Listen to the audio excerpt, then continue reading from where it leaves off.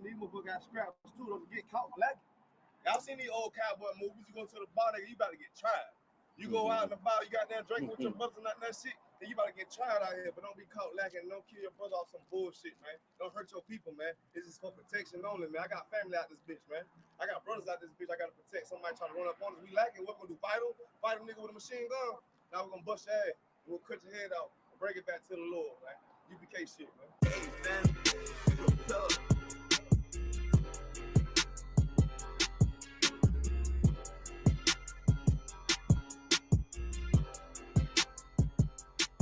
She say I'm obnoxious. Say I got way too much confidence. Say it's a problem. All I do is try to pull a woman. They say I'm a monster. But really, it ain't nothing. I'm just like my brothers.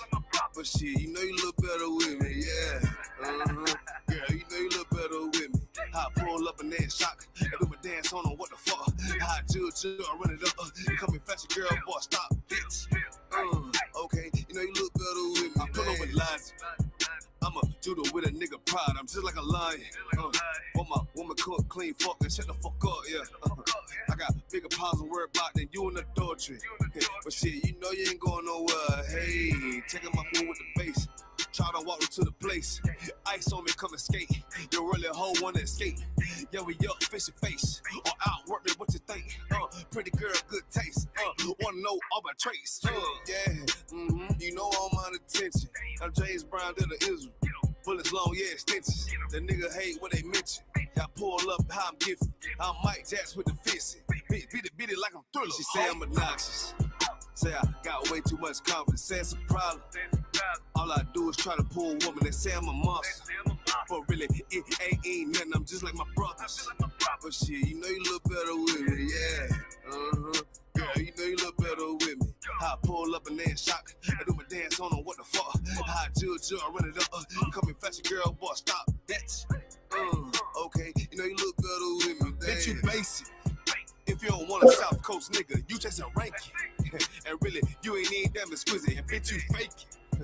Wanna rush a dog sick nigga. And the picture I painted. And I mean, everywhere I say T, I give you some flavor. But I guess you ain't even wanna take it. Bitch, you outdated. And you done gave it up for some paper. You chill like your main man. Start with 3 down, baby, daddy. Spit what you thinking. You were thinking with your damn bars, huh? You the type motherfucker wanna pull up, how the fuck when the fuck, huh? Then beat it from the back, no damn attack, it was just for lunch, huh? Dirty damn about pussy bitch, wanna talk shit on the low, huh? Want this everybody with, cause you don't even know how they say I'm obnoxious. Say I got way too much confidence, say it's a problem. All I do is try to pull a woman, they say I'm a monster. But really, it ain't nothing, I'm just like my brothers. But shit, you know you look better with me, yeah. Girl, you know you look better with me. How I pull up and then shock. I do my dance on them, what the fuck? How I chill, I run it up. Come and fetch a girl, boy, stop, bitch. Okay, you know you look better with me, dance. On low, trying to get right with the priest, probably on the low, huh? What the fuck you talking about, girl? You already know what the fuck we on, huh? We ain't passing down bitches, but you get right, what you already know, huh? Bitch, you know you look better with me.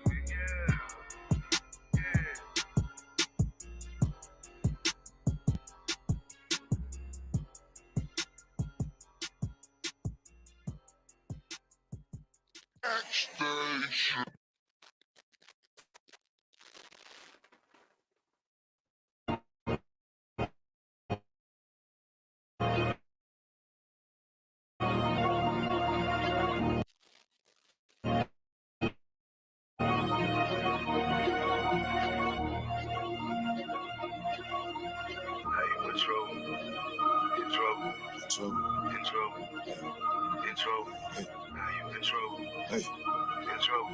Hey, Trey J, that's hard.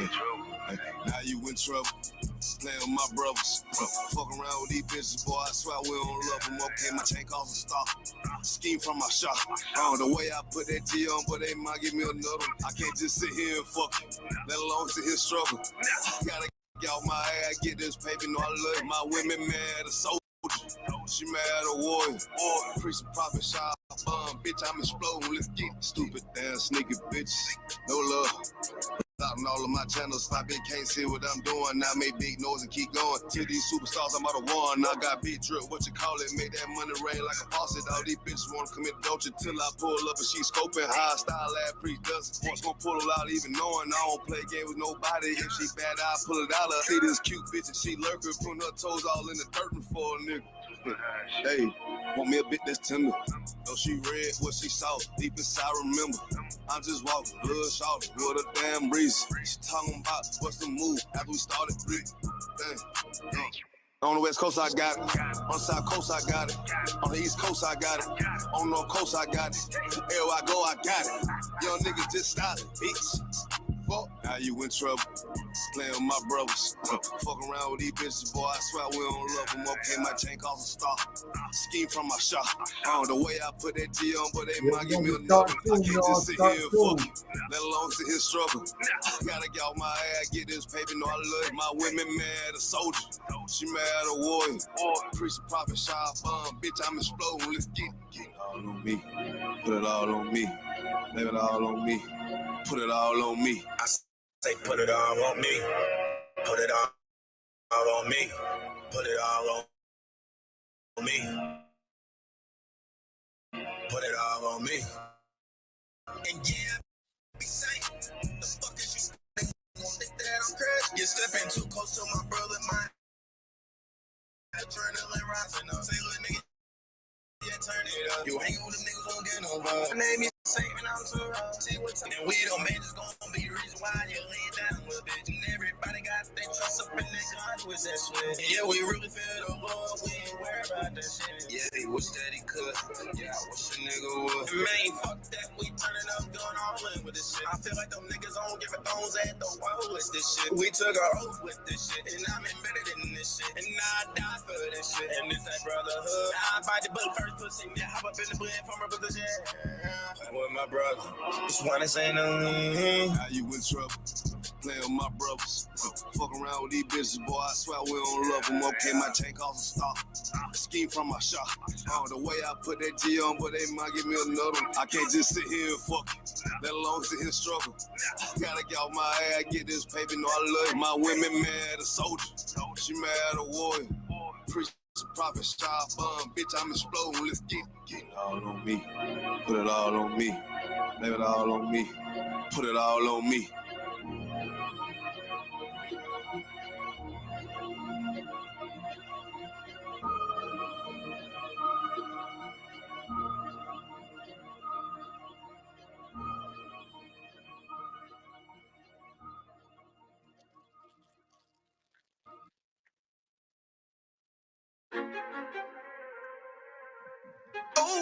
Fake love, real hate.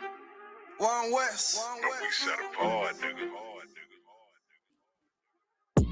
They hate it when you up, but love it when you down. Love you when you dead, but hate you while you living. Only make a mention when it's beneficial.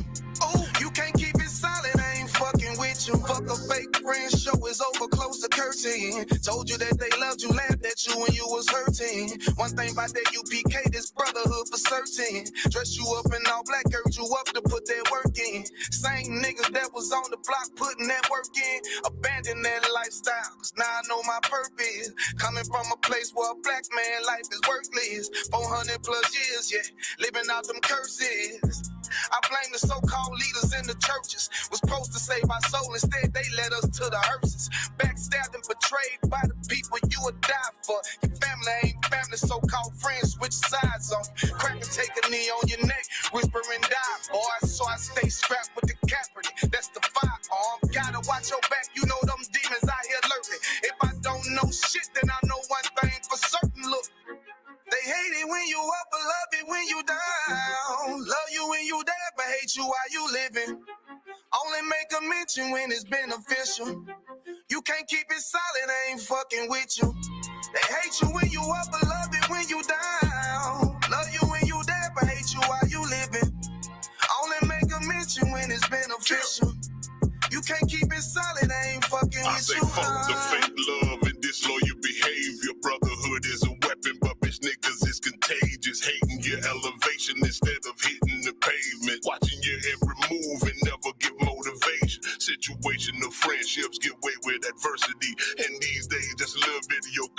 luxury. I'd rather you keep your distance, be a fuck nigga too close to me. Prefer to fuck with fear niggas than house niggas with notes on me. Get a shirt off my back for devoted niggas with loyalty. I noticed the lack of devoted niggas that trustworthy if you ain't in no black. Ranked up, I give two folks for free. Death before dishonor is a must. It ain't no choice from me, I'm bred different. Was never one to die, just bullshit, I'm fed different. Fuck all the information out of pulpits, I'm led different. Been taught to follow a code. Israelite statutes, commandments freely given, never sold, nigga. Chill. They hate it when you up, but love it when you down. Love you when you dead, but hate you while you living.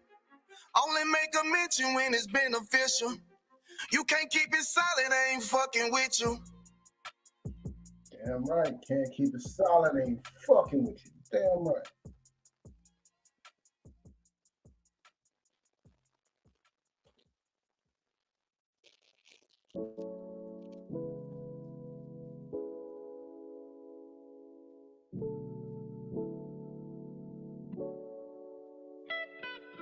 When I saw you winding down, baby, I was like, damn, they must be playing a jam. Then I saw how you was moving it. I had to tap bro like fam. Shawty, there must be a scam. And then I saw what you was drinking on. Steady throwing to the early morning time. Sipping on Douce. She know she bad and she groovy.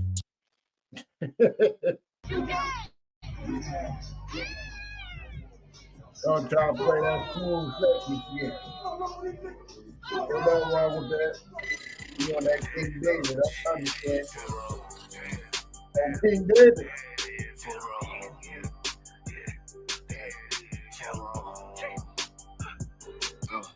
I got big ring, you mad, get stained, work hard, then play, bad bitch, my taste, we vibe, we lay, you purple, you gay, your leech ass, lil' fan, I won't walk, not the same, for wrong,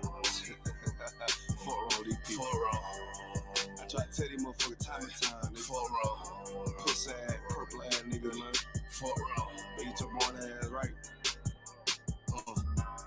Niggas better get their weight up, you little body bitch. Worry about a damn pay cut, you little body bitch. I ain't worried about none of these niggas, little body bitch. You that scare rag, cow ass little body bitch.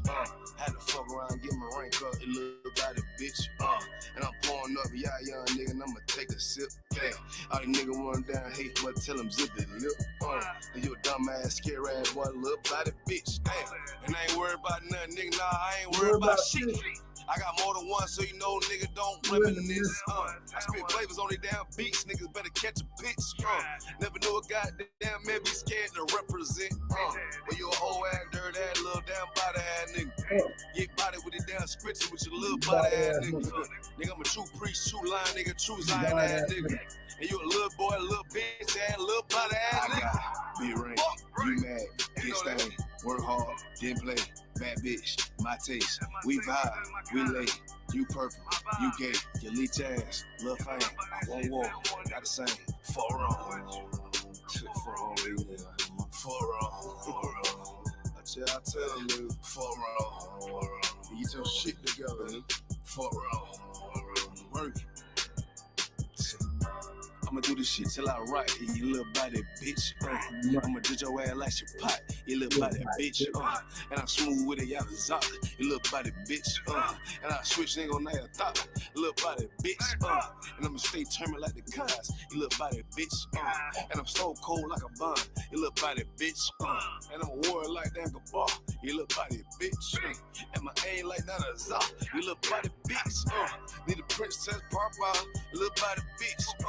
Or anyone down the slide, you little body bitch. Yeah. I keep a couple straps in my ride, you little body bitch. Just in case anyone wanna die, cause I'm body bitch. I got big ring, you mad, get stained, work hard, then play, bad bitch, my taste, we vibe, we lay, we purple, we gay, your leech ass, lil' fan, I won't walk, not the same, for wrong.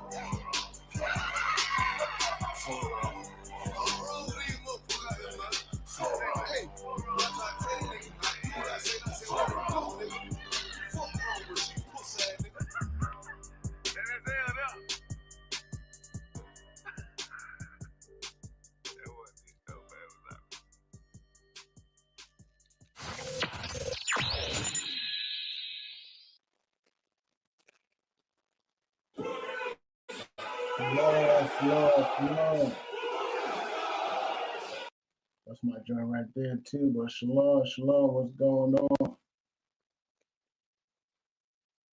This is the I.S.U.P.K. It started out of 1 West 125th Street, Harlem, New York, under Commander General Yahanna. I'm Precinct Officer of 1000 Recall Ariel, coming to you straight out of Boston, Massachusetts. And today's class is the Brotherhood class. No, today's the law class. Today's Wednesday. It's the law class. But today I'm going to switch it up. We're going to talk about history, which is usually displayed on Monday. But today we're going to talk about some history. I got a book. One of my favorite books. I read this book about 3 or 4 times. I just got the New York version of it. You know what I'm saying? I just got the New York version of it. And I'm gonna get into it. I'm gonna get into it. Salakia. We don't have a sign-in sheet on deck. We will have one soon. The waterfall reminded me, says we will have a sign-in sheet soon. But don't worry, you will be reported. You know what I'm saying? I will let the men above you know that you was in class. You know what I'm saying? So don't worry about it. You know what I'm saying? Just type in your city and your state inside the chat, and that will confirm it. You know what I'm saying? And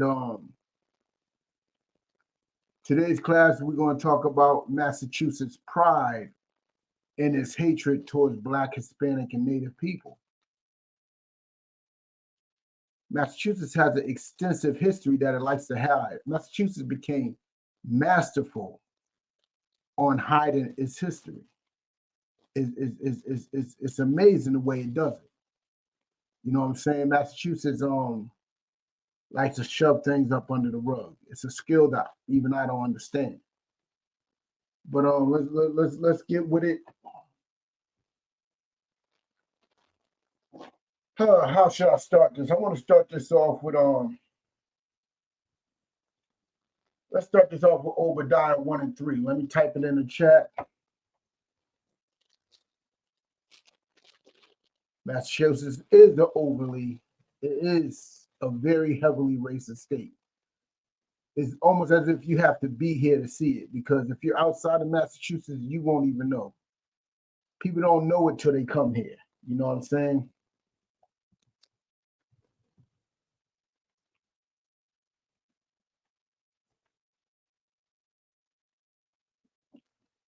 Matter of fact, I might start off with 1 and 1. Obadiah is a very small book, but it's a very impactful and powerful book. It is the prophecy of a certain nation that's in the Bible. That prophecy ain't fully coming past yet, but it will. And we're about to read some of it right now, all right? We're going to read from verse 1 to 3. The vision of Obadiah, thus saith the Lord God concerning Edom. We have heard a rumor from the Lord, and an ambassador is sent among the heathen. Arise ye, and let us rise up against her in battle. Like, you got to understand that the world is coming up against Esau. The world is coming up against Edom. The world is coming up against it all. You know what I'm saying? The world is showing its hatred towards Esau. And Esau is about to feel the full wrath of the world's anger towards it. Esau has done everybody on this planet dirty. You know what I'm saying? And this book right here is a vision given to Obadiah about Esau. And we heard a rumor from the Lord, and an ambassador is sent among the heathen. Who is the ambassador? Who is the biggest ambassador amongst the heathen? Is Esau. And it said, arise ye, let us rise up against her. Against who? Against that ambassador in battle. The world's going to come up against white people in battle. It's guaranteed. World War III is around the corner. They're going to come up against her. They're getting sick of her trying to run everything, control everything. You know what I'm saying? Put its authority upon everything in its wickedness. You know what I'm saying? Let's continue. Verse 2. Behold, I have made thee small among the heathen. Thou art greatly despised. Behold, I have made thee small among the heathen. Like, as you can see, America is starting to weaken. America is starting to shrink. America is starting to crumble amongst the heathen. America is not looking as mighty as it used to. America is not looking like it did in the 1920s, 30s, 40s, and 50s. Nah, America is crumbling. And you've seen that today. You've seen that today with that shooting in Georgia. That shooting in Georgia is just a hint of how small America is becoming. When you see what happened on January 6th a couple of years back, it's just a sample on how small America is becoming. This election is just a sign on how small America is becoming. America is becoming small. You know what I'm saying? It's becoming tiny. It's not just America, believe me when I say that. Edom is beyond America. Edom is the UK. Edom is every colonized country that is colonized by Caucasians. And they all are becoming small. All of them are becoming small. They're starting to fight each other. A house divided cannot stand. You know what I'm saying? When you have Russia fighting the Ukraine, they are the same people. They will not stand. And they're trying to come up to America, and they the same people. They will not stand. They will all crumble. You know what I'm saying? Verse 3, the pride of thine heart hath deceived thee. What is the pride of America's heart? America feels like it will never fall. Caucasians feel like they will never fall. They on top of the world. They cannot be touched. No matter what they do to us, we could be their punching bags. We could be all that. You know what I'm saying? We could be all that. But they cannot, how may I put it, fathom what is going on within the put like this. Caucasians don't see how much the other people hate them because of their pride. Because of their pride, they feel as if everything is A-OK within their realm. They feel like everything is just okay as it is. They don't have to do nothing. They don't have to fix nothing. They don't have to change nothing. So they do what they do. And that pride is their destruction. That pride is their downfall. Let me continue. The pride of thine heart hath deceived thee. Though thou dwellest in the clefts of the rock, whose habitation is high, that saith in his heart, who shall bring me down to the ground? See, they think they are unstoppable. They are asking, who can bring me to the ground? Who can do it? That's what they're asking. Who can bring me to the ground? And that's where their mind is as a nation. Maybe not as individuals. They might have a few individuals. Who cares? But as a nation, make America great again. Who is going to bring America down? That is the question. That's what these elections are about every 4 years. You know what I'm saying? But this book shows you about some of its pride. You know what I'm saying? This book shows you about some of its pride and some of the destruction is about to come to it. You know what I'm saying? And we're going to open up to, this is basically like the, what they call it, like the announcement pages. You know, at the beginning of books, it's not quite the first chapter, but right before it, the intro. And I'm going to read like a page and a half of it so y'all can understand the history that we are about to get into. You know what I'm saying? Since this is called the cradle of liberty. That's what Massachusetts was called. That's what New England in the whole was called the cradle of liberty. Now let's look at what cradle of liberty actually is. You know what I'm saying? Let's see what that actually is. Liberty, noun. Equality or state of being free. The power to do as one pleases. Freedom from physical restraint. Freedom from arbitrary and despotic control.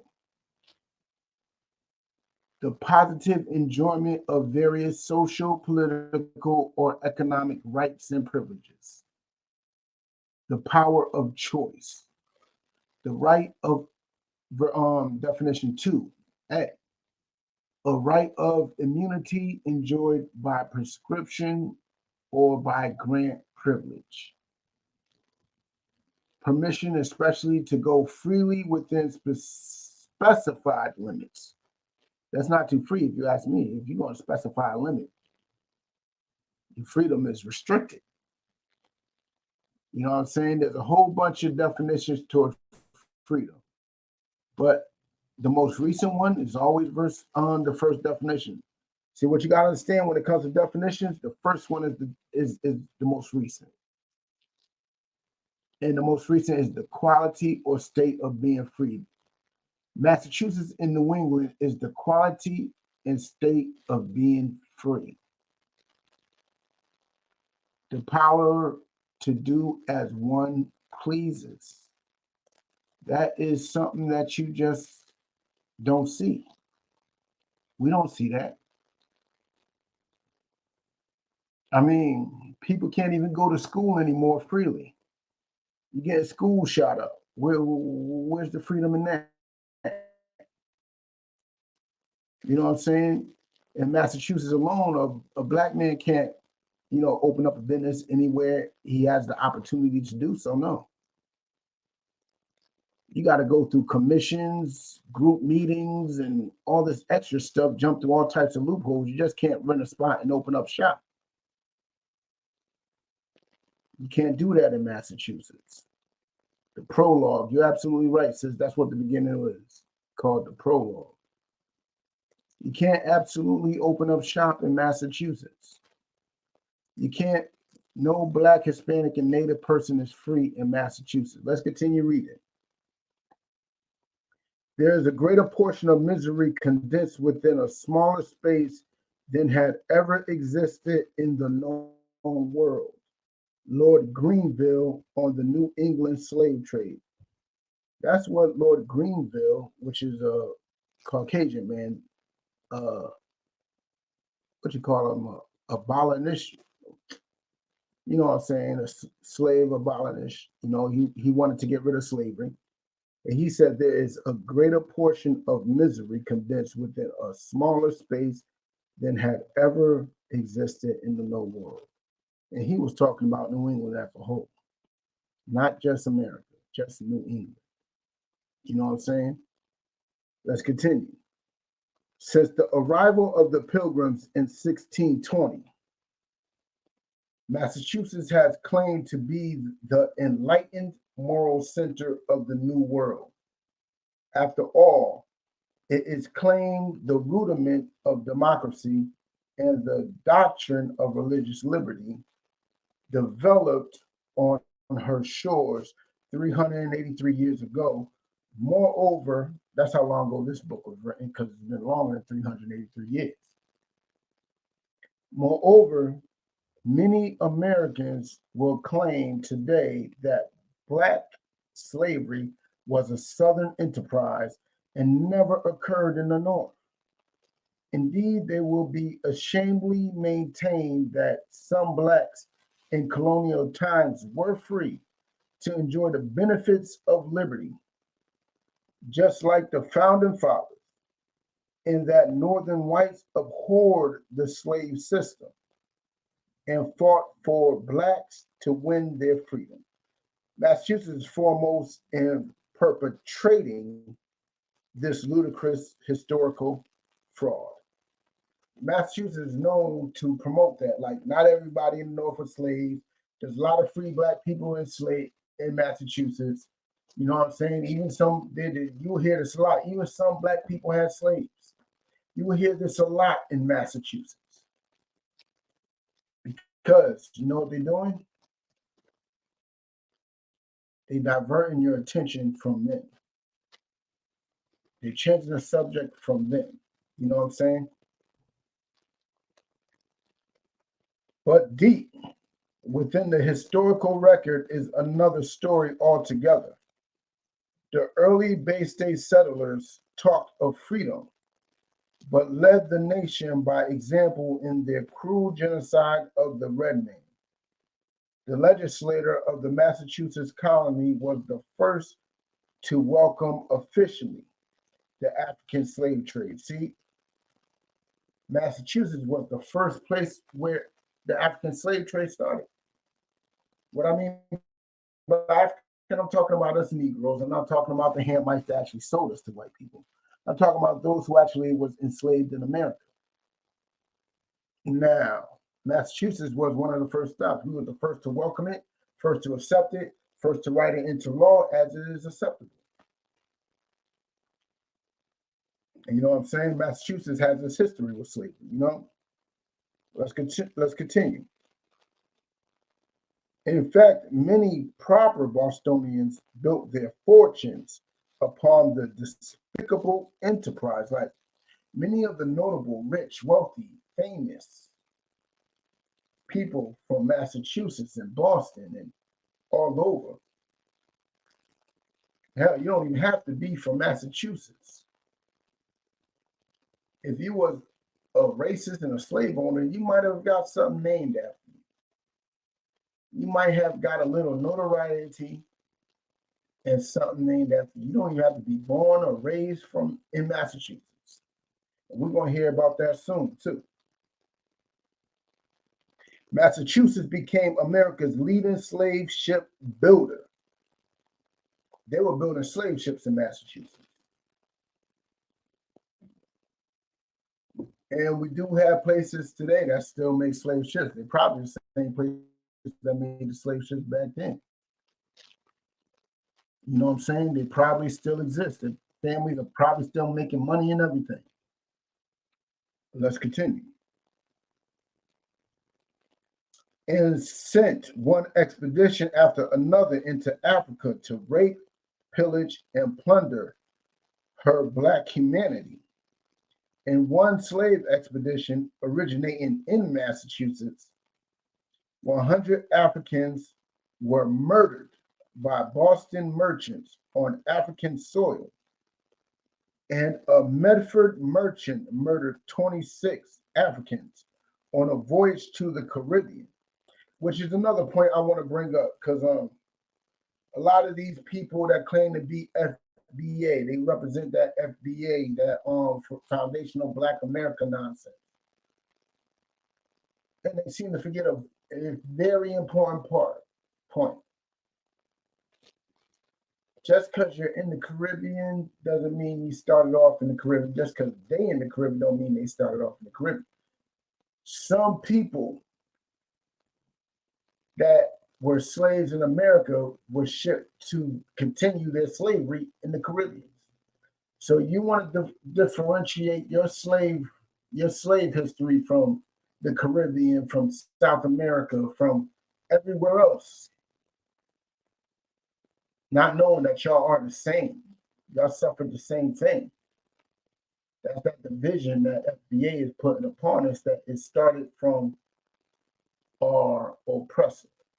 And where FBI can prove how it started with our oppressor, because FBA is an extension of this group called ADOS, which is African Descendants of Slavery, which started from this so-called Black and Jewish woman named Yvette Carmichael or Carmel or something like that. I believe it was Carmichael, Yvette Carmichael. She is actually a Jewish woman. Her father is a Jewish man. Her mother is Black. And she started this ADO stuff, which is the progenitor of FBA. They have the same talking points and everything. They're just separated because Tariq Nasheed and her had a disagreement. What the disagreement was, nobody knows. But they had a disagreement, and now they are two separate groups, but they have the same ideology. And they both speak in nonsense. But yes, Ado started off from a white woman, and it splintered off into another cell, which is directed from Tariq Nasheed, which is a black man, but his ideologies is still from a white woman. You know what I'm saying? This is divisive. This is the same thing that's been going on through history. You know what I'm saying? But let's continue. You know what I'm saying?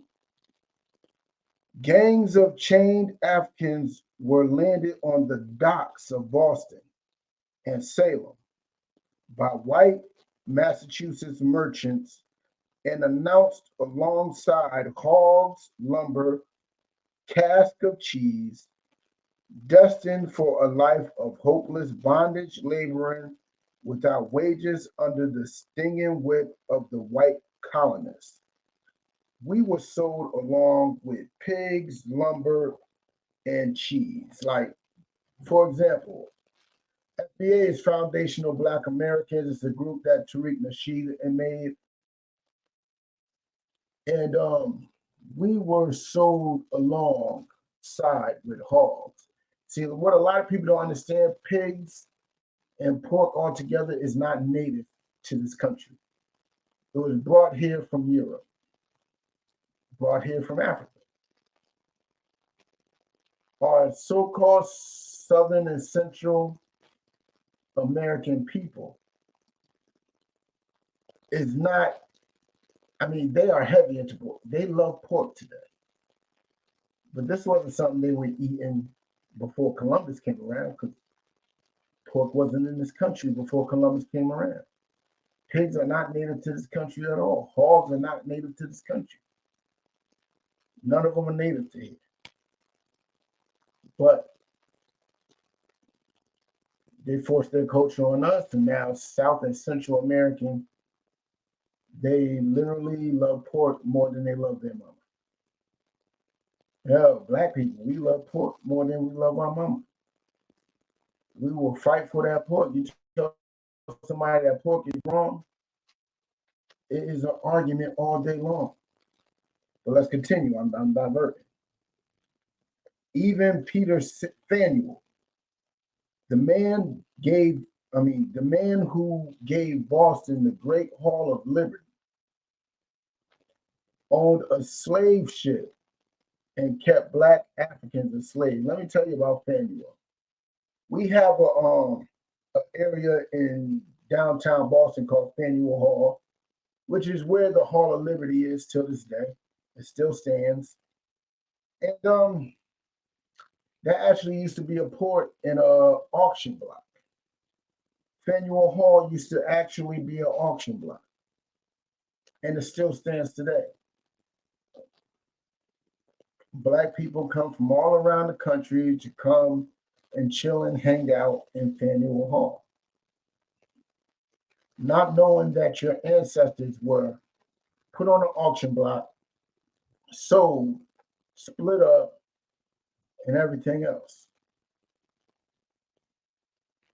I mean, so many of us fought to have Dudley Square, which is open racist. We might, read into him, might get to him. But so many of us fought to have Dudley Square changed to Nubian Square. Why Nubian? Because we think we're Nubians.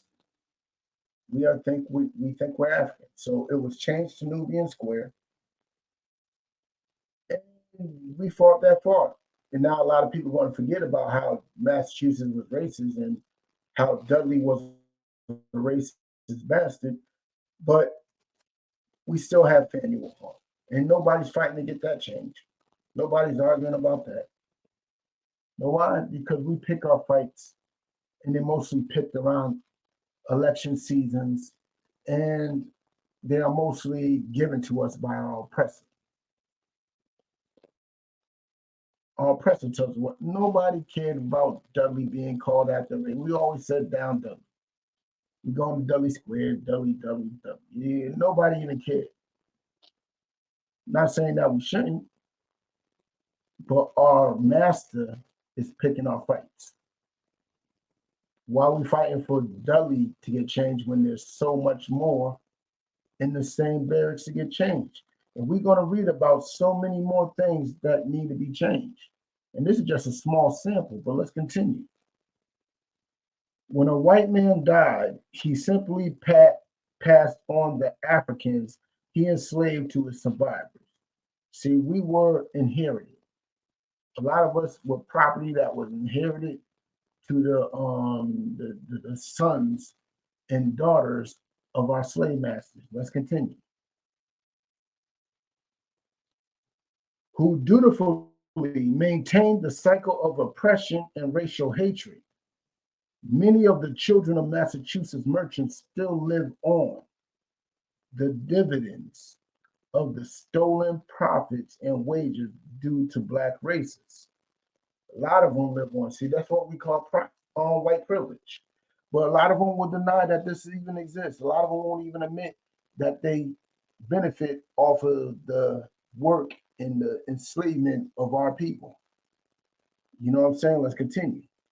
Today, the legacy of the Massachusetts Commonwealth hidden past is broadcasted. Listen, a lot of this hidden racist legacy is broadcasted, announced loudly and proudly in the names of her landmarks, schools, town squares, and streets, and in the celebrations of her founders. For example, the town of Amherst. For example, Amherst is it's just a town. It's not a city. It's just a town. But guess what's in this town? The University of Massachusetts main campus is in Amherst. You know what I'm saying? The University of Massachusetts main campus is in Amherst. They got like 4 campuses throughout the state. The main one is in Amherst. Amherst is an important dude. He had a whole town named after him. You know what I'm saying? And let's see what it says about him. No, let's continue. For instance, is named for Sir Jeffrey Amherst, the Adolf Hitler to the Indians of the 18th century. Amherst was the Adolf Hitler to the natives. And we're going to talk about it a bit. We're going to spin the block. We're going to get into a news article about it. You know what I'm saying? Well, it's not even a news article. It's more of a campus paper. And it's written, as you can see, is a paper in UMass. So this ain't my writings. This is somebody else's writings. You know what I'm saying? And I don't know who Colonel Henry Bouquet to General Amherst said, every tree is become an Indian. Meaning that's how many Indians they killed. And I don't know what it means. Some weird, cryptic, Edomite stuff to say. But Lord Jeffrey Amherst was commanding general of British forces in North America during the final battles of the so-called French and Indian Wars from 1754 to 1763, a 9-year war. He won victories against the French to conquer Canada for England and help make England the world's chief colonizer at the conclusion of the 7-Year War among the colonial powers. The town of Amherst, Massachusetts was named for Lord Jeff, even before he became a lord. So Amherst Massachusetts named a city after him before he even became a lord of England. Mind you, he wasn't born or raised in Massachusetts. He is a British soldier. Amherst College was later named after the town. It is said the local inhabitants who formed the town preferred another name, Noatuk, after the Indians whose land it had been.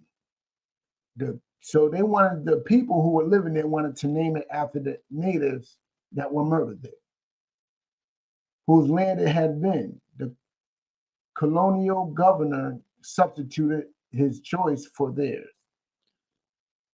Frank Prentice Rand, in his book, The Village of Amherst, A Landmark of Light, says that the time of the naming, Amherst was the most glamorous military hero in the New World. The name was so obvious in 1759 as to be almost inevitable.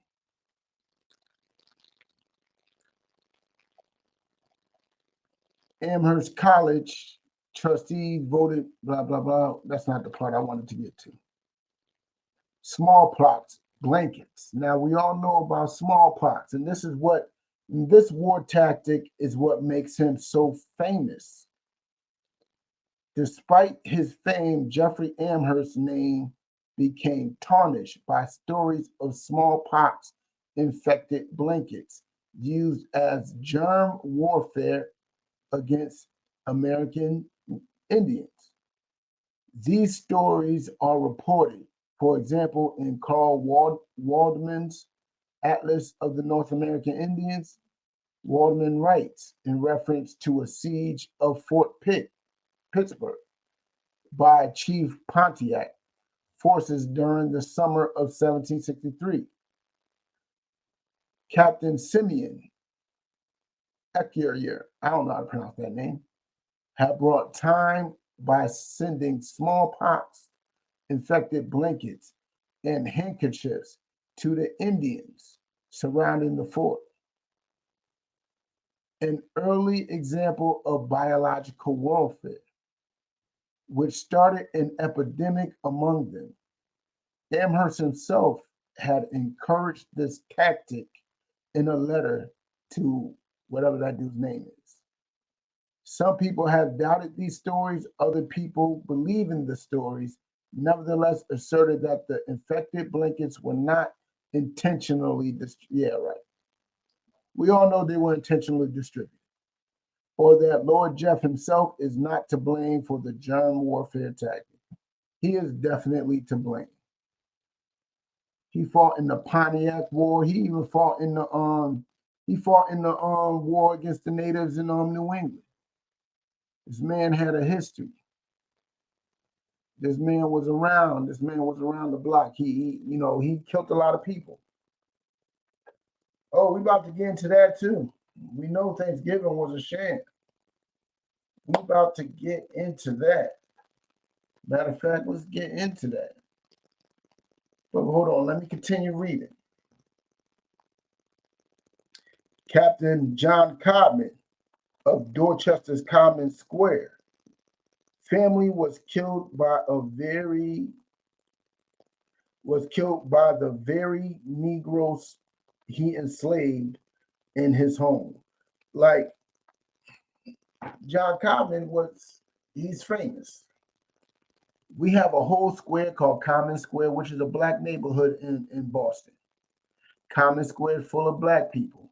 And it's funny because guess who killed Codman? Guess who killed Codman? His slaves. And they poisoned him. And the woman that poisoned him, she was a very famous poet. Her name was Phyllis, I forgot. You can look it up. But it was Phyllis something. She was a poet. She wrote poems. She was literally the first black female poet published in America. And she killed her slave master with poison. Allegedly. Because this justice system's full of crap. But she was convicted of it. She was definitely convicted of it. You know what I'm saying? But let's get Let's get into some of the BS, because America definitely shows its pride and its hatred towards us. And I'm going to show you one example of that. This is Death in New England, King Philip's War. Now, what you need to understand is King Philip's War is, truthfully, is what Thanksgiving is based off of. King Philip's War is basically a war between the colonizers and the natives. And we had some, traders in our midst and everything else to help them. But when they celebrated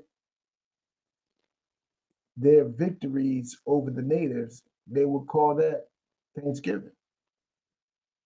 They were giving thanks to their white God, to their Caesar Borgia, to that picture that's over your grandmama's wall for killing the natives. That's what you celebrate every year in November. You celebrate the death of the natives. You know what I'm saying? Which is absolutely a disgusting thing for us to do. You know what I'm saying? But let's get with it. Death in New England, King Philip's War. King Philip is not actually his name. His name is actually Metacom. But let's get with it. In the late 1600s, disease, religious pressure, and expansion led to a dramatic bloodshed in the oft-forgotten King Philip War between English settlers and indigenous population. Conflict between Native Americans and European settlers over the centuries is no secret. Often the focus of study and remembrance on these conflicts often target the 19th century, when resettlement and war were commonplace, often overlooked but essential to the country's development are the earlier bloody struggles that make up King Philip's War that is now New England. This is how New England came about, y'all. The background map, this is where a lot of the things starting off with the Wampanoags, because the Wampanoag, that's the tribe that King Philip, aka Metacom, that's the tribe that he was the head of. You know what I'm saying? Which is most of the Cape Cod and Rhode Island, right?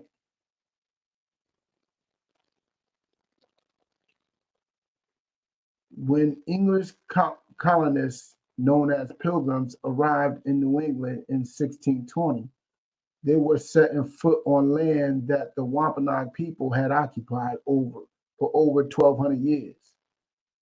The Wampanoags are a confederation of Native American tribes that worked together throughout history in a military and governmental fashion while still maintaining sovereignty. See, people thought that they were savages. They had a government, they had a military. They weren't savages. They were very educated and civilized people. Before the landing of the Mayflower, they had various interactions with temporary European settlements, explorers and fishermen. For example, a lot of Scandinavians, came there before, Amerigo Vespucci, before Christopher Columbus. A lot of Scandinavians did, sail there. There's historic proof about that. A lot of so-called Negroes sailed there, so-called Africans sailed there. Columbus wasn't first to discover this. He was first to discover it for the European people. Scandinavians, aka Vikings, was here long ago. You know what I'm saying? Let's continue. Some of these visits were peaceful, while other cases have resulted in skirmishes, and Wampanoag people, such as a young man named Tesquantum, which is a very important name. Everybody calls him Squantum, but this is his full name, Tesquantum, better known today as Squanto, being taken into slavery. See, a lot of people don't understand how Native Americans were slaves. They were taken into slavery too. The FBA cats won't understand that. But the Native Americans were slaves too. It's just that they were taken into slavery into Europe. They were taken into slavery into Africa. They were taken into slavery into South America. They even served slavery in America. You know what I'm saying? But let's continue. Being taken into slavery and transported to Europe, the great deal of the native population was killed by European diseases to which they had no immunity because Europeans are nasty. They are disgusting people, including a great epidemic between 1616 and 1619 known as the Great Dying. I urge you to look that up. But this type of behavior is what makes them feel okay to do what they do. When the Mayflower arrived, the English people around were strangers in a strange land. They had limited resources and knowledge and thus were at a disadvantage. Rather than take advantage of the situation, the Wampanoag succumb, which is like their leader, or inter-tribal leader, a Sumiquan, also known as Massasoit, which is very important because that's what the state is named after. The state is named after this man, offered an intente to the group. I don't know what intente means, so let's look it up. Let's look it up. Let's look it up.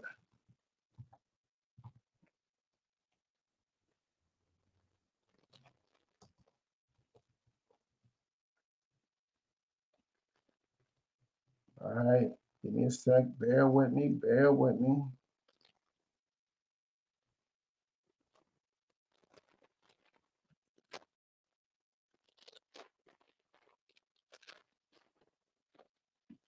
All right, an international understanding providing for a common course of action, a coalition of parties to an entente. So basically, it's a coalition. It's a bunch of people agreeing to something, right? Let's continue. To the group, Massasoit of the Paquanot, Pequot, that's what we know them as, the Pequots, not only wanted to prevent unnecessary conflict with the new visitors, but wanted allies against the Wampanoag long-held enemies, the Narragansetts. So even though there's internal beef, it seems like, Massasoit wanted to, how may I put it, make alliances with our enemies. What he should have did is make alliance with the Narragansetts. But peace between the Wampanoags and Pilgrims held for approximately 50 years. Though it was constantly tested, tensions constantly were rising from the Englishmen's land expansion beyond their original dwellings, the Plymouths, and their exploitation of local resources. See, you give them an inch, he takes a mile. That's what he does. You give him an inch, he takes a mile. Who was King Philip? Massasoit had 2 sons. All right, this is the important part. Massasoit had 2 sons. Wamsuta, known to the English as Alexander, and Metacom, or Metacom, who they end up calling King Philip. So Massasoit had 2 sons. You know what I'm saying? Let's see, because Massasoit, he was obviously Massasoit was obviously let me say it politically as possible. He was a diplomat. He wanted to have peace with his enemies while he waged war on his brothers. You know what I'm saying? But let's continue. Put it like this: Massasoit was a seller. I don't want to call it as it is. He was a seller. All right. Upon Massasoit's death in 1661, Wamsuta took his place as Senko. Unfortunately, Wamsuta's reign would be short-lived during a parley with the English in which he was questioned about a plot against the colonists. Like, I know a little more because I read deeply into this. Basically, there was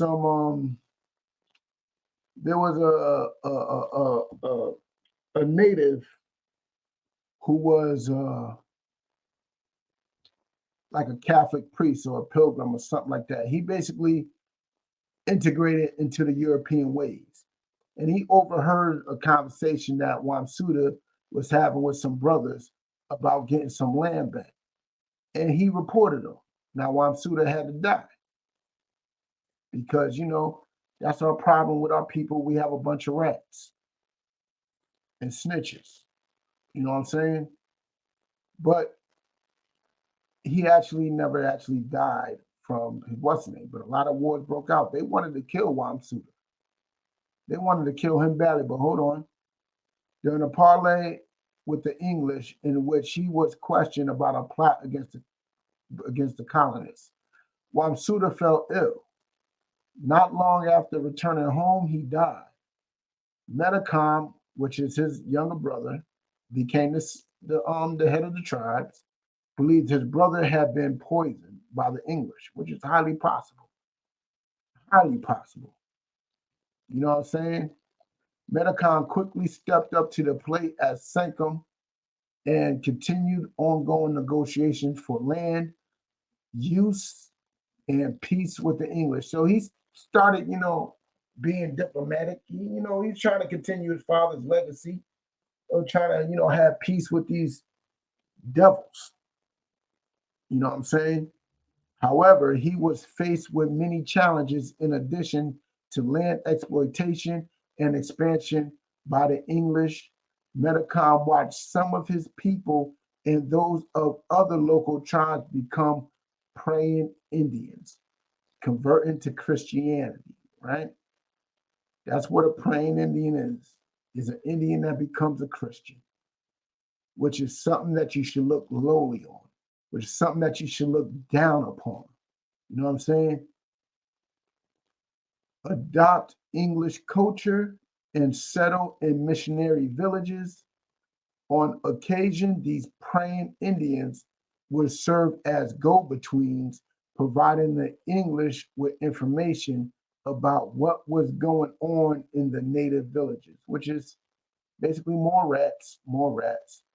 And here's one dude, Sansamon. Oh man, yeah.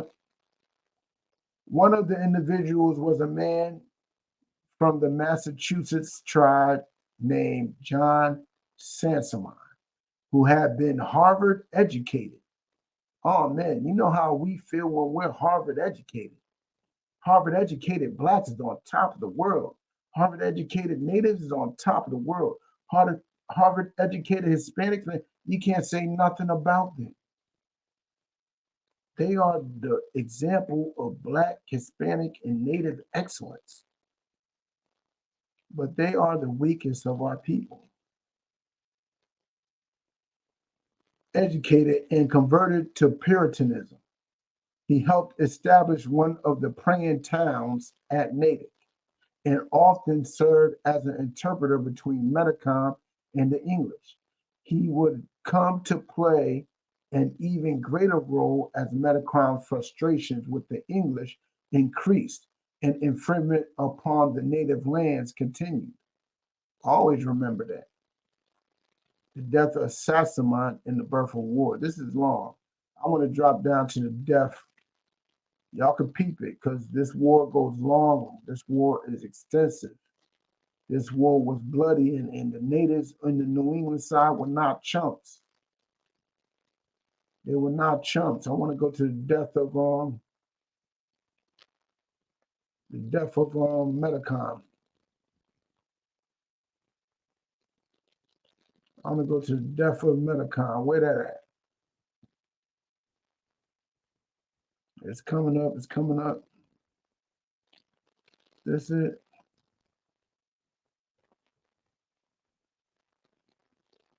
When the population rates are considered, King Philip War can be counted as the bloodiest conflict in America's history.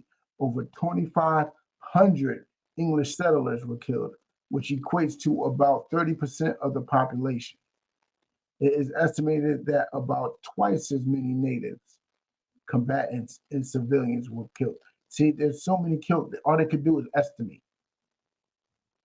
They can't even know for certain. They knew for a fact it was over 2,500 for them, but for the natives, it's an estimate. It's just an estimate. Oh man, they don't got the death of Metacom. Okay, here they go. Here they go. I passed it. I passed it. Okay, I'm gonna start somewhere here. All right. However, Church would find himself fighting his former friend temporarily as she joined Metacom forces, though she would later side with the English near the end of the conflict. Regardless, his familiarity, message of that, don't trust these bitches. I mean, these women. They switch sides. Regardless, his familiarity with natives' tactics and cultures would aid him in tracking and fighting Metacom forces. On August 12, 1676, Church's group cornered Metacom and on Mount Hope, and John Alderman, a praying Indian, fired the fatal shot that killed Metacom, ending not only the Sakam's life, but King Philip's war. After Metacom's death, he was beheaded. His body was drawn and quartered. His head was displayed on a pike outside of the town of Plymouth for over 2 decades, for over 2 years. For over 2 years, his head was on a pike. Let's get to that. Let's go into hold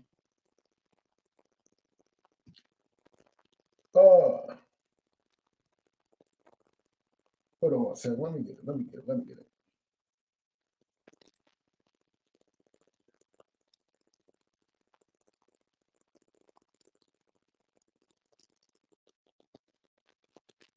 Give me a second.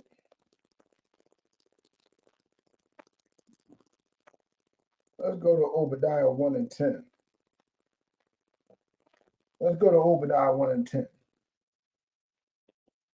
Because if you know anything, Edomites are twin brothers. Esau was a twin brother to Jacob. So remember, Obadiah was a prophecy towards towards Esau. And for thy violence, Obadiah chapter 1, verse 10, for thy violence against thy brother Jacob, shame shall cover thee. Look, it was very shameful for them to do that. For them to take over that land, for them to raise the war, for them to kill so many people, for them to draw and quarter a man. I mean, Esau is a sick man. He is a sick man. You know what I'm saying? Let's continue. Shame shall cover thee, and thou shalt be cut off forever. Look, sooner or later, they ain't going to exist. They ain't even going to matter. Their whole existence is going to be for naught. Straight up and down, their whole existence is going to be for naught. You know what I'm saying? And not just that, you got to understand that the Most High don't respect their ways and tactics. You know what I'm saying? Most High don't respect it. You know what I'm saying? Let me find another scripture for you. Let me find another one for you.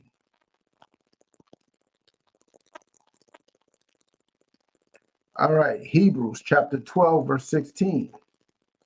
Lest there be any fornicator or profane person as Esau. Well, what does that mean? What does it mean to be a profane person? What does it mean to be a profane person? Because Esau was about as profane as it got, man. Let's look it up. Let's look it up.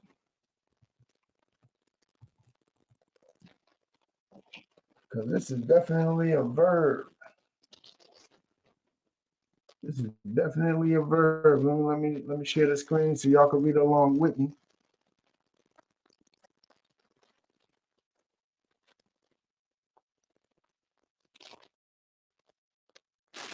All right. Press share. All right, profane. Definition 1 out of 2. To treat something sacred with abuse, irreverence, or contempt. That means he don't respect what God put down, which is why he stole his birthright. To debase by a wrong, unworthy, or vulgar use. That's what a profane person is. Not only because, no, that's an adjective. That's not what you would write with bird. You know what I'm saying? But that's what a profane person is. He don't care about, yeah, it's like obscene. He's very obscene. He's very profane. He's very vulgar. He's not what we should try to be like. That's why who would think of putting a horse on each limb? You take 4 horses and you put 4 horses on each limb of a person and have those horses going 4 different directions. Who would think of that? If we was really his brother, that thought would never come across his mind. That's why he is obscene. That's why he is profane. That thought would have never crossed his mind. I would have never thought of that. Just an evil person, straight up and down. You know what I'm saying? Let's continue with it. Who for one morsel of meat sold his birthright. For a morsel of meat sold his birthright. If you're familiar with the story in Genesis 25, he thought he was dying. The man put in a little bit of work and he could have sworn he was dying, so he begged his brother for a little bit of what's the name. And brother like, yo, what you gonna give me for this? Just conducting business. A lot of y'all out there think it's evil for him to do that. That's on y'all. I don't see where it is evil. But to me, it sounds like good business. What you gonna give to me? He like whatever you want. As a second child, what does a second child want more than anything? He wants the inheritance of the first child. So he said, put your birthright up for a piece of meat that wasn't even fully cooked. It was bloody and everything. And he did it. That is a profane person because he didn't even care about his birthright. What was his birthright? His birthright was the covenant of Abraham and Isaac, which was supposed to go to Esau, but it went to Jacob because Esau sold it. But not just that, it was also prophesied that it would happen. So if his birthright meant nothing to him, he's a profane person. What is his birthright? His birthright is that covenant. What is that covenant? The covenant is the Most High. It's law, statutes, commandments. It is him. You didn't give a damn about the Most High. Imagine selling the Most High just for a steak. Not even a steak, just for a morsel of it, just for a piece of steak. How profane would that be? It was a morsel of meat, but yeah, there might have been red lentils in it. I haven't seen a scripture that said red lentils, but I know it said red pottage. Morsel of meat and red pottage. I don't know about the lentils. It probably did.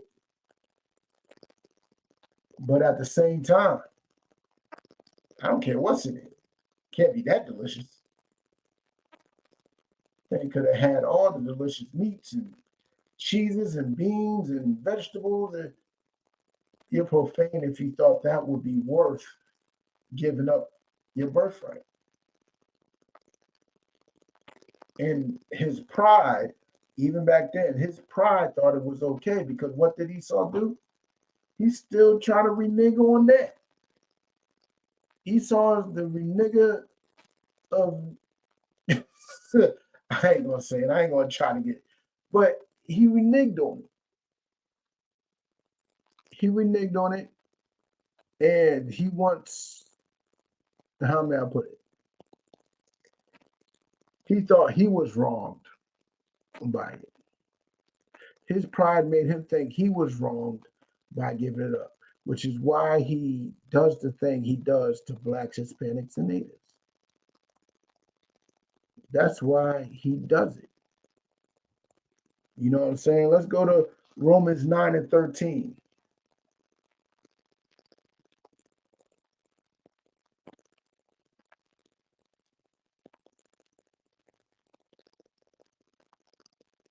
Let's go to Romans 9 and 13. Let me type it up in there. I already missed one. I forgot to type in one. Let me type in the first one first. Hebrews 12.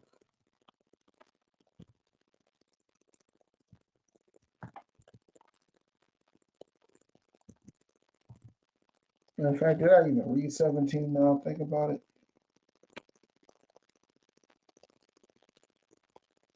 Nope, I did not. Let's continue. For ye know that afterwards, when he would have inherited the blessing, he was rejected. So even knowing that you would be rejected, he still went to he still went to try to get it. He still tried to renege, basically, right? He was rejected, for he found no place of repentance. You can't repent from that. You cannot repent from that. You are stuck there. You know what I'm saying? You were absolutely stuck there. Though he sought it, even though he sought it carefully with tears, like he cried for it. You know what I'm saying? He cried for it. But you can't repent from that. You already lost. You made your deal. You lived. You lived. But let's go to Romans 9.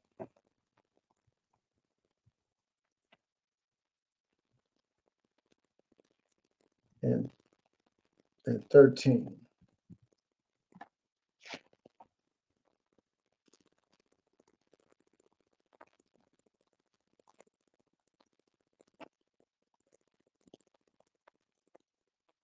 Romans chapter 9, verse 13. As it is written. What does it mean as it is written?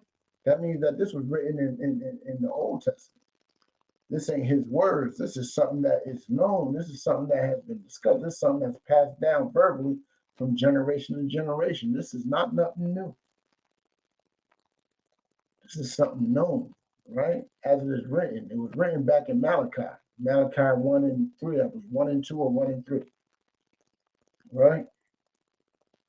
As it is written, Jacob have I loved, but Esau have I hated. He loved Jacob. He loved Israel. He loved black, Hispanic, and Native people. Why? I don't know. We hard-headed, stiff-necked, stubborn, don't do, like we break the law. But he hated Esau. I mean, we might break the law, but it's different from breaking the law and, you know what I'm saying, just disowning your father. Esau disowned his father, gave his father up, sold him for a piece of meat.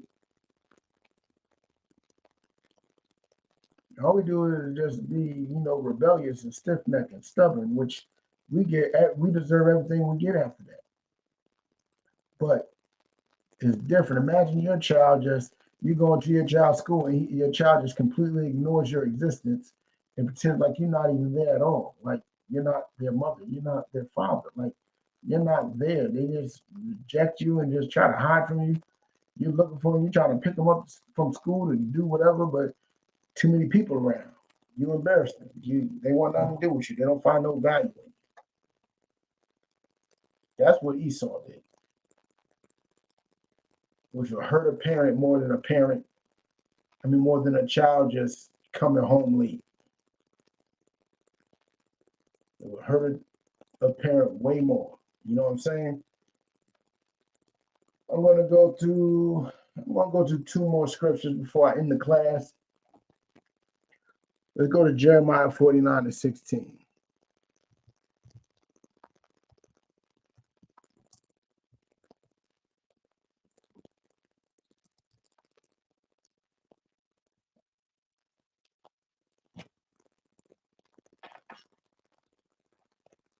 All right, bear with me as I get there with y'all. Jeremiah 49:16.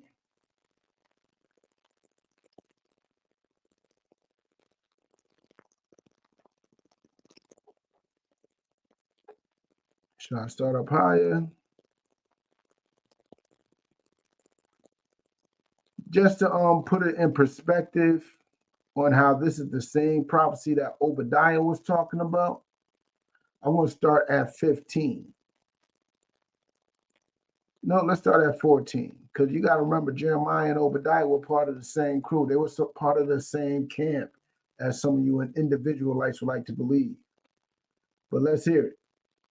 Verse 14. I have heard a rumor from the Lord. An ambassador is sent unto the heathen, saying, gather ye together and come against her, and rise up to the battle. For lo, I will make thee small among the heathen, and despised among men.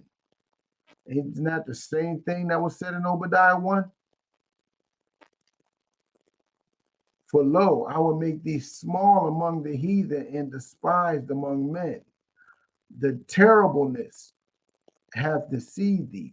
Their terribleness, the way they behave, the way they act is terrible, and it deceives them. They think it's giving them power. They think nobody can stop them. They think they are untouchable, right? In the pride of thine heart, O thou that dwellest in the cleft of the rocks, that holdest the height of the hill, though thou shouldest make thy nest as high as the eagle, I will bring thee down from thence, saith the Lord. The Most High is going to bring them down. This Third World War is getting hot. And while y'all out there worried about little things like this vote-in, like reparations, like whatever your little tiny worries are, whatever your little minor problems are, like I got my worries, rent is an issue, slavery is an issue, but guess what? I can't let it slow me down from doing this work, because it's getting hot, and we are nigh until the end. We are almost at the end. And you're going to let your little worries slow you down. Like, I don't understand how all this thing that's coming out, I don't understand how motherfuckers can fall out now. I don't understand how you can fall out. I'm slacking for my language. When I get too comfortable, I start swearing. But slacking for my language.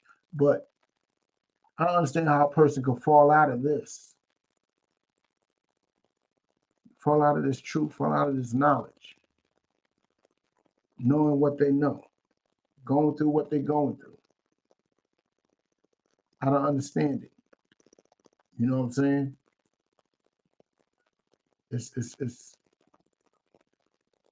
It's high time. Gird up your loins. It's getting serious out there. You know what I'm saying? It's getting serious about as hell. And the Lord's going to bring this country and our enemies down. But you're worried about the wrong things. So let's continue. Also, Edom shall be a desolation. Everything that Edom, everywhere Edom dwells is going to be a desolation. America is going to be desolate. The amount of nuclear bombs that might hit this land is going to make it desolate. Nothing will be able to survive. This land will be completely inhabitable. Water filled with radiation, if there's any water to be found. land filled with radiation, air filled with radiation. You're just can't survive here. You won't be able to survive. Let's continue. Everyone that goeth by it shall be astonished and shall hiss at her, all the plagues thereof. And everybody's going to see it. Everybody's going to see it. Everybody's going to hiss at it.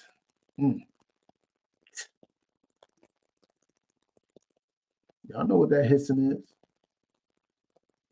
Throw our nose up to it. You know what I'm saying? We're going to recognize the plagues of it, the ugliness of it. And may it no longer continue. And may it no longer continue. And let's finish off with 2nd Esdras in the Apocrypha. And if you don't know about the Apocrypha,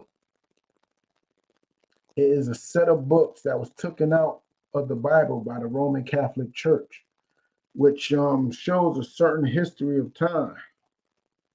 You know what I'm saying? It shows a certain history of time, which you can't find in the scriptures that you see in your everyday church. And the Apocrypha shows that period, which is known as the Greek period. If you read your Bible, it just skips right over to the Roman period. But there's something that happened before the Roman period, which is the Greek period. And in the Greek period, that's where the Apocrypha is at. So understand, the Bible's a history book. It's not a religious document. It's actually a history book. And it's a cultural reference for the people that it was written for. But let's get with it, right? Oh yeah, I wrote it, didn't go to it. My bad. 2nd Esdras, chapter 6, verse 9. For Esau is the end of the world. Whoa. Esau is the end of the world. Let me give you a little understanding. Back in Genesis 25, the prophecy said, the first shall be last and the last shall be first. Let's understand this prophecy a little better. Let's go up a verse. Let's go up to verse 8. And he said unto me, from Abraham unto Isaac, when Jacob and Esau were born of him, Jacob's hand held first the heel of Esau. Like, we understand that. So Esau was born first. Jacob was holding on tight. They were fighting in the womb. Remember that? They were fighting, but Jacob didn't want to finish fighting. So he held on to his heel. And you're going to drag him out, drag me out too, because we still got problems. You know what I'm saying? For the Esau is the end of the world. First shall be last, last shall be first. Esau is the end of this world. So if you don't believe the white man who is currently in control, you don't believe he is Esau, then this ain't the end. We are far from where we need to be. We are far from it. And Jacob is the beginning of it that followeth. We are the beginning of another world. See, a lot of y'all like to believe world means everybody. Well, no, world means society. Ain't like we're going to start a whole new planet. I know somebody going to start a religion on that, but ain't like we starting a whole new planet. No. We start a whole new society, whole new way of life. Oh, I never tapped it in. That's what we're doing. That's what we're supposed to do. But yo, I want to end this class right now. Remember, pay your tithes, pay your tithes. You know what I'm saying? And if you want to be a trooper in the school, get an all black, black shirt, black pants, black headband, black scarf, black boots. You know what I'm saying? And make your check-ins every Wednesday. You know what I'm saying? Make your check-ins every Wednesday. If you got an interest in a certain brother or sister, you know what I'm saying? You got to wait 6 months for that new brother or sister to change their life. Let them change their life. Let them stop all the drugs they doing. Let them stop all the drinking they doing. Let them get their life together. Just like you had a chance to get yours together. And once they do, they get that Hebrew name. They could put in a reference request for courtship to a certain brother or sister, or you could put in a request for courtship to a certain brother or sister. And then once y'all get into that courtship and y'all decide to marry, that's another request that has to be made to that sister's head. You know what I'm saying? Or to that brother's head. And with that, don't forget, we got I believe the Southern Cookout's coming up next. You know what I'm saying? I believe they headed up to Houston. It's heading out to Houston this year. You know what I'm saying? So get prepared for that. And don't forget, Passover's coming up too. So y'all prepare for that. And with that, shalom.